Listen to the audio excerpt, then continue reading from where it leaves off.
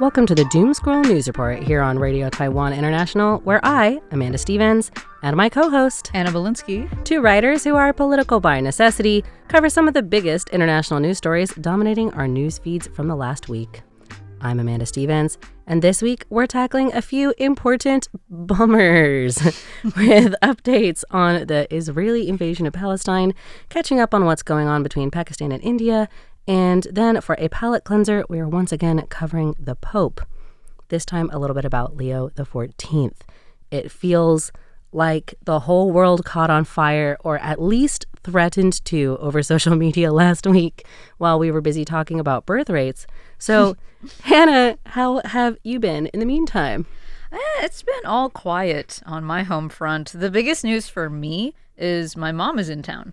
And that's so exciting. We're thankfully past the warring period of our relationship, I should say. It has been especially anxiety-inducing, though, scrolling through the news recently. It just kind of felt like something was going to blow at any second. Right. No, I'm not going to get into too many more of the politics of how we pick these, but I know you and I did have like a conversation like at the beginning of last week to try to decide where to even put all of this stuff. So to bring it back down, we're going to start off with Israel's intent to occupy Gaza following Trump's trip to the Middle East. Now start with the bad news. Yeah. This one is according to the BBC's David Gritten, although at this point there are a lot of articles that are written about it, so you could kind of pick the flavor you want. Mm-hmm. But Israel's defense cabinet last week approved, or about a week and a half ago, approved plans to fully seize or capture Gaza. In a unanimous vote, they decided to launch a forceful operation to destroy Hamas, rescue the remaining hostages, and once again, to quote Benjamin Netanyahu, move the 2.1 million population to protect them. At the same time, this operation has been strongly criticized by the UN, the UK, the EU, the Israeli Hostages and Missing Families Forum, and thousands of Israeli reservists, just to name a few. So the first steps of this plan involve seizing more land, though they've notably never specified how much or where they'll stop, and establishing more buffer zones within Palestine between Gaza and Israel. So they did say that there's going to be like a final negotiating window for Hamas during U.S. President Donald Trump's visit to the region, after which the full offensive will begin. That trip has been happening during this week while we were researching. One of the biggest points of concern, however, is that Israel wants to take full control of what and how any kind of aid, including medical supplies and food, is distributed, going through their own organizations, which aid agencies, including the UN, have called a, quote, breach of basic humanitarian principles, end quote, and have refused to cooperate. Stronger words included calling it a total shutdown of the existing aid system to put it solely under their control, with others saying that the plan would require civilians to go back into militarized zones to even be able to retrieve that aid. Why do you think that Israel is taking this route, even against the wishes of seemingly their own citizens?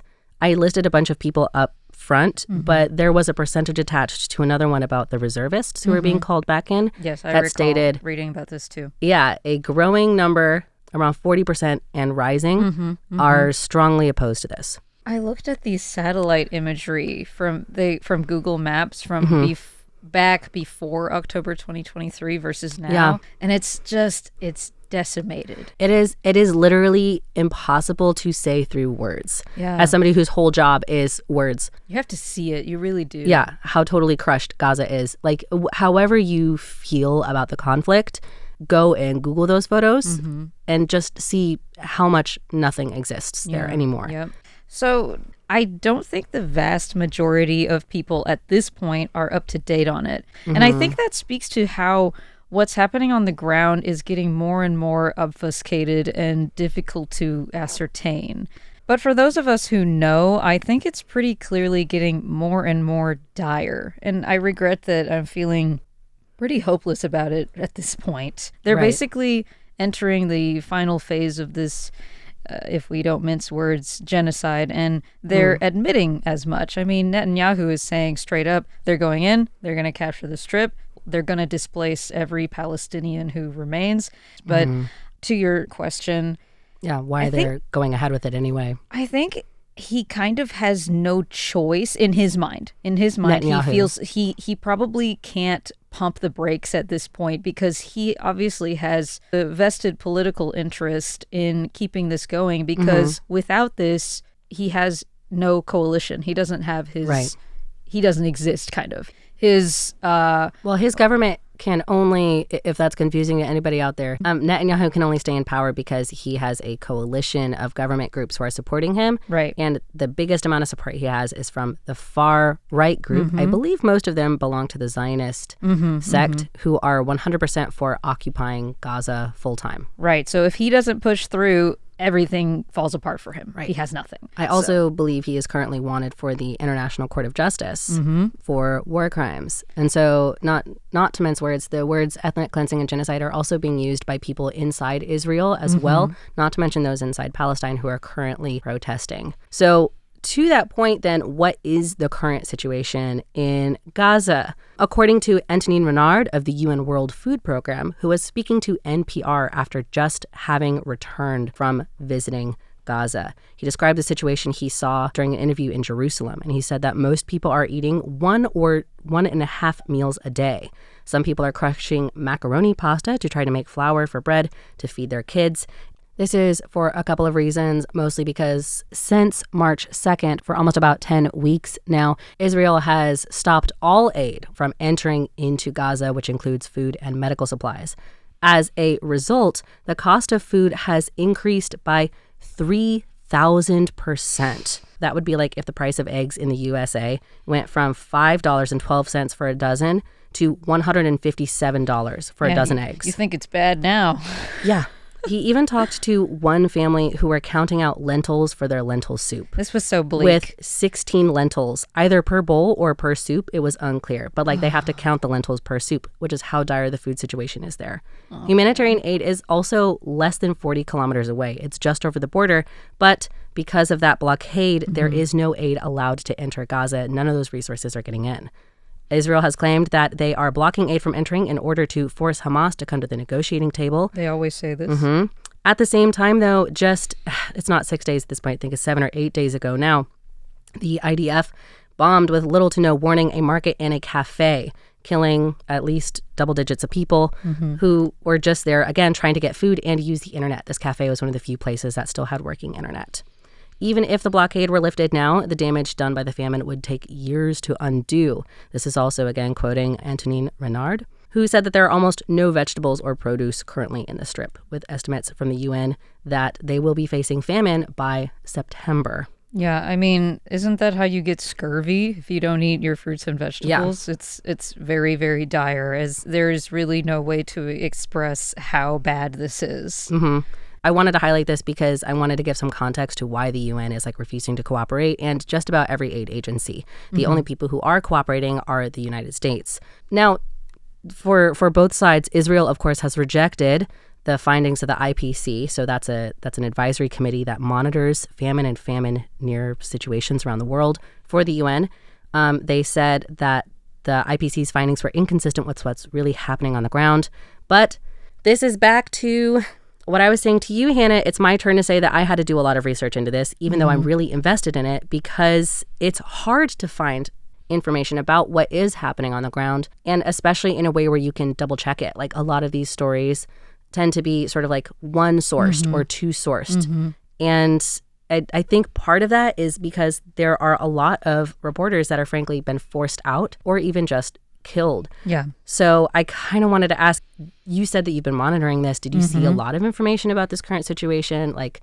How are you getting your information? How informed are you about this? So, and this I know will seem crazy, I still use Tumblr, which people are still posting really good stuff on Tumblr, by the way. Just by the way, if anyone's interested. Any kids out there return to on Tumblr 2025. On my way here, I happened across a post that someone put together who really kind of summarized the point you're trying to drive here. I'm just going to read a little bit of it because I think it's a very aptly worded post.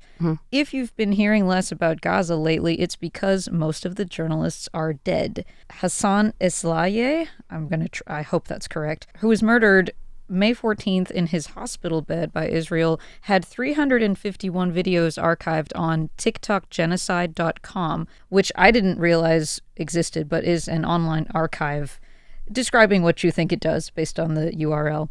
This single journalist alone, this Hassan, he had contributed 351 videos to this site. And that same database lists that 252 journalists have been killed in Gaza since October 7th.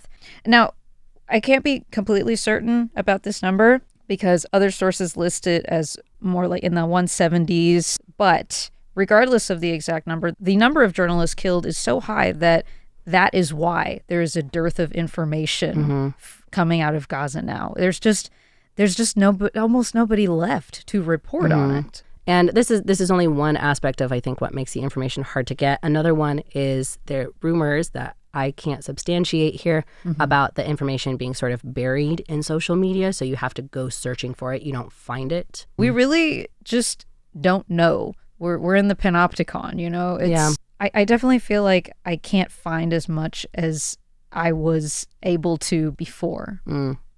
So of course, I knew this was going to happen. We're over time on this topic. So to quickly wrap it up, as I mentioned at the top, the timeline for Israel's newest full-scale land grab is going to be after U.S. President Donald Trump completes his trip to the Middle East, which has been happening for the duration of our recording week, and will conclude today, the day that we finish recording. With time zone weirdness, I'm not sure what hour that's going to be. So we won't know by the time that this episode goes up until next week how that's going to play out. On Trump's trip so far, he's visited Saudi Arabia, the United Arab Emirates, and Qatar, and discussed investments, seemingly negotiated a no-trade tariff deal with India, lifted sanctions on Syria, not permanently, but it's something.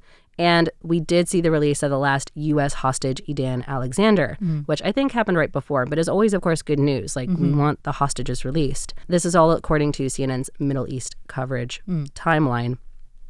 Now, the only direct thing that he said about Palestine was, once again, floating the idea of the U.S. taking it over and making it a, quote, freedom zone. What does that mean? That is just so weird. Right. Now, oh, my God, what does that mean? He's mentioned it a couple of times, too. Right. He's just making stuff up. That is kind of what it feels like. So he mentioned it. The most recent time was in his final stop. No, not his final stop, but he mentioned it in Qatar, and I think he also mentioned it again in the UAE. Today. It's hard to, like I said, it's happening right now, so it's a little hard to keep on top of exactly when this is going on. But what I wanted to get to was that when I first saw this timeline of until Trump leaves the Middle East region, I thought it was a little bit strange to me. But I wanted to ask you, before we moved on, to what degree you think Trump's presence in the area has affected this conflict, if at all. Man, I really can't make a prediction here. The cynic in me says that Trump just follows the money. I also think that he's getting tired of the lack of results, as it were, with this particular conflict. I think he wanted to boast that he created a ceasefire. And to their credit, because again, it doesn't really matter who does it as long as it gets done, they did achieve a temporary ceasefire. And I think also, since negotiations between Ukraine and Russia keep falling flat, especially after he talked big about how he was going to end that day one of his presidency, I think he's frustrated, and I think he's itching for a win that he can brag about. But at the same time, I think he recognizes that the conflict in Gaza is not where he's going to get that win. It's just beyond him. It's beyond anyone, really. That's what I think, at least. So I cannot predict. He's the chaos president. We really honestly, don't know. that is probably very true. Why am I saying probably very true? That is how it feels. That's exactly how it feels. So we're going to go from this into yet another global conflict after a quick break. We'll see you soon, and I hope you guys have a strong cup of coffee for what's up next.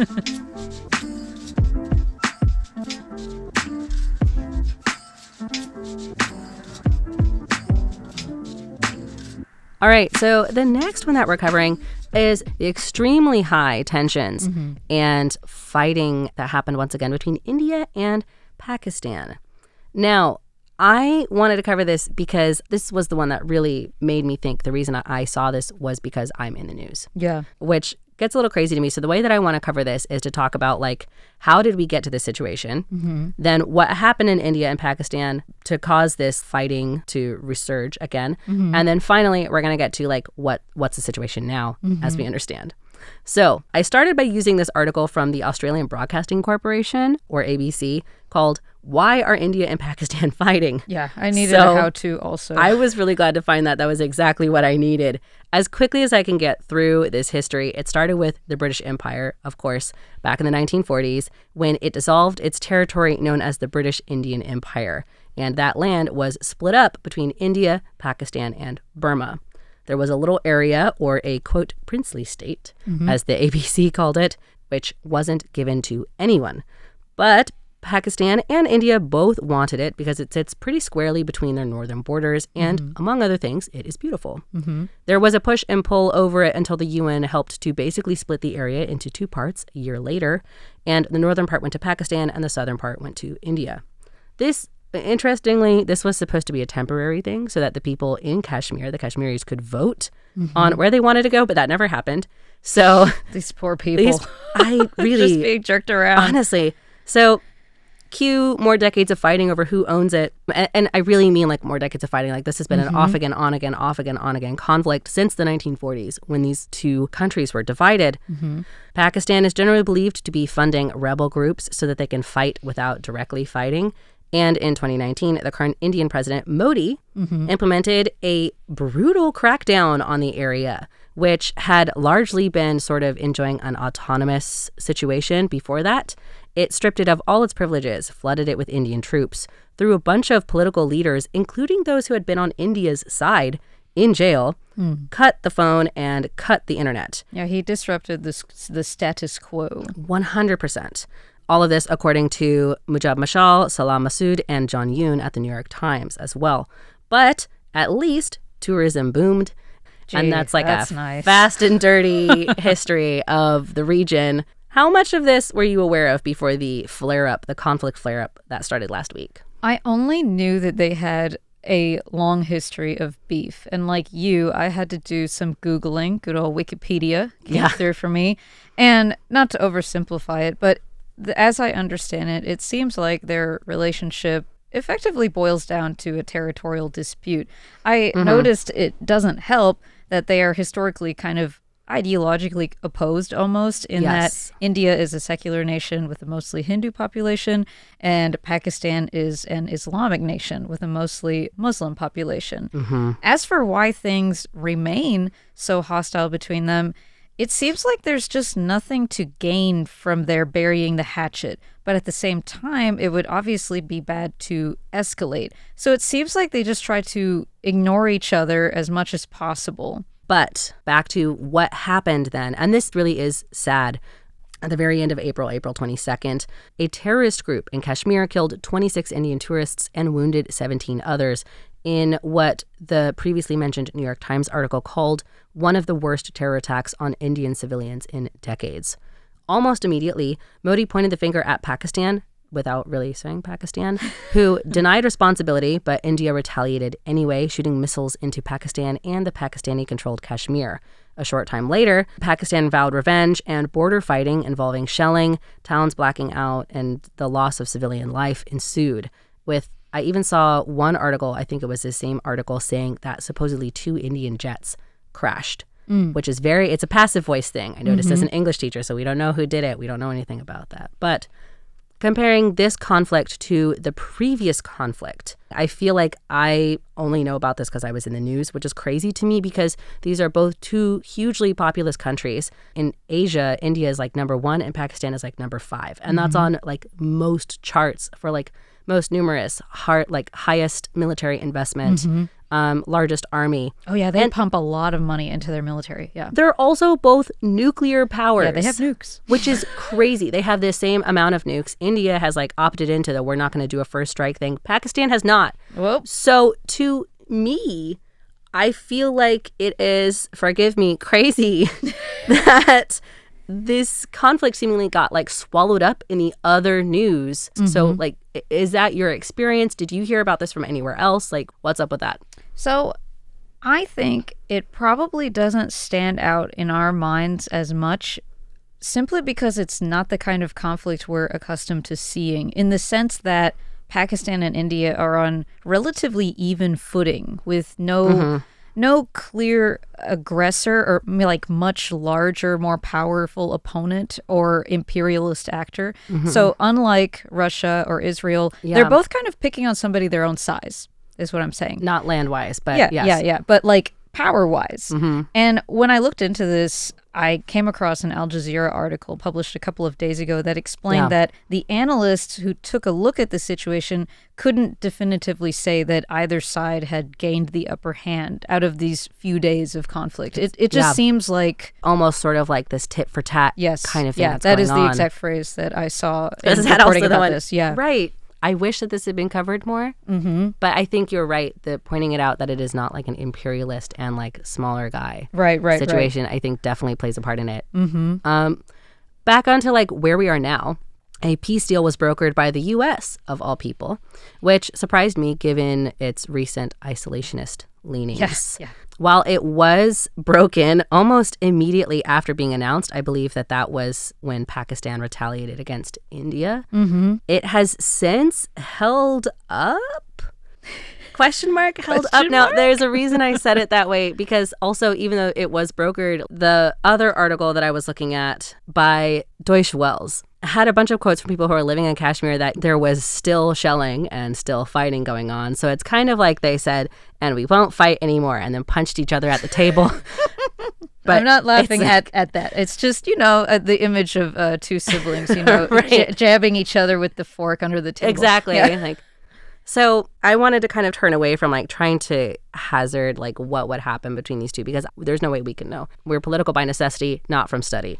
I don't know. What part of this conflict do you think finally inspired the U.S. foreign relations to act in a way they've publicly and loudly been denouncing for weeks now? I mentioned this earlier, sort of, but I truly think it's just because Trump saw a relatively uncomplicated opportunity to make himself look good, and he pounced on it. He can't fix Russia, and he can't fix Israel, but he saw in this India-Pakistan conflict a problem that was straightforward enough that he could claim to have helped iron it out. I really think he just wants a win. He just wants to be like, look, I'm doing stuff. I'm a peacemaking president. Yeah. I really think it's just that simple, to be honest with you. And I don't want to keep tying it back to the United States. It's just like, I guess, if anything, look at this as a demonstration of like how the U.S.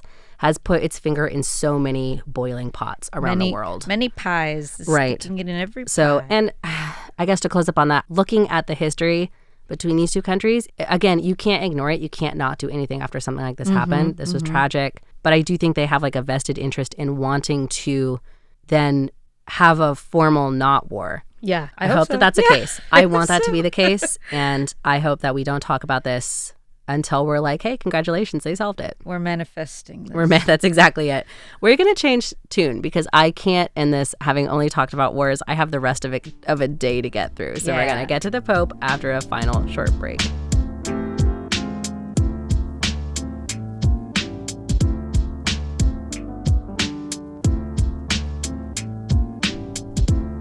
And we're back. I think this will be the last time that I talk about the Pope for a while. I ended the last podcast that I was lead on by talking about the Pope. And I honestly didn't think we'd have a new Pope by the time I was up again. But we do. Yeah, it didn't take them long. There was one day of, was it the white smoke that says... It's the black smoke. Black smoke. Black smoke is bad. White smoke is good. Okay. And we do, by the way, I had a couple of people ask me, I do know what the Pope election is called. It's the conclave. The conclave. I even looked it up before we started recording, and I just didn't remember it while we were recording. I love all the cool terminology they use. It does feel very... Game of Thrones. Yeah. Anyway, where there's smoke, there's a Pope, and we did not call it, and it feels like most other people didn't because he was nobody's front runner. It is Pope Leo the 14th. So for most of this, I'm going to be quoting the New York Times Vatican correspondent Jason Horowitz. So the new Pope, he's American, as in from the USA. To me, it feels like he's more American, as in from the New World, because in some ways he feels more Peruvian to me than like a Chicago guy. According to Jason. According to Jason Horowitz, that's kind of the point. His experience in Peru deeply ties him to South America, while his birth ties him to North America and the USA. And his previous position, which was managing the cardinals who voted him in at the Vatican, meant that he was also tied to Rome. So he's very, very well grounded in a lot of places. Now, to me, this choice of a pope seems like they're trying to position him as both kind of like a man of the people, but also as somebody who could maybe speak out in opposition to the Trump administration. Looking at you, J.D. Vance, who got told that your Ordo Amore was not correct. But what do you make of this? And has your feed been as overrun with American Pope news as mine? I have seen countless memes now playing off the fact that he's Chicago born. And I technically grew up in the Midwest, and I am myself a lapsed Catholic. So I have to admit, it very nearly stirred a sense of tribalism in me. I was like, this is my guy. Did it feel you're like, yeah, we did it. Even though I don't go to church anymore. But what you mentioned about how he's more of a new iteration of American, I think is really important, because that was my key takeaway from this interview with Horowitz, is that he's more of a citizen of the world. And critically, he wants to be seen as such. Yes. And the choice makes a lot of sense, I think, given the current global political climate, because they need somebody who's going to be able to build bridges, especially with an increasingly isolationist United States. I think it's a very sophisticated choice. There's a lot we could get into, but get on it.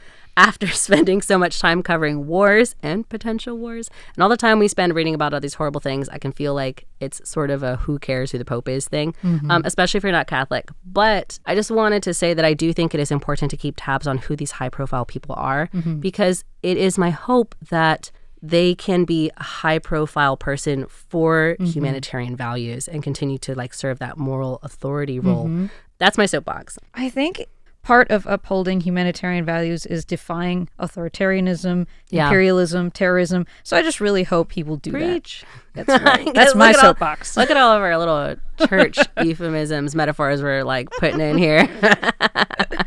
Anyway, that's all that we have time for today. Pope Leo, welcome. I hope you brought some boxing gloves, because it is a rough world out there. That's right. Put them up. Put them up. Anyway, that's all for today's news report. I'm Amanda Stevens. And I'm Hannah Belinsky. Please tune in next time.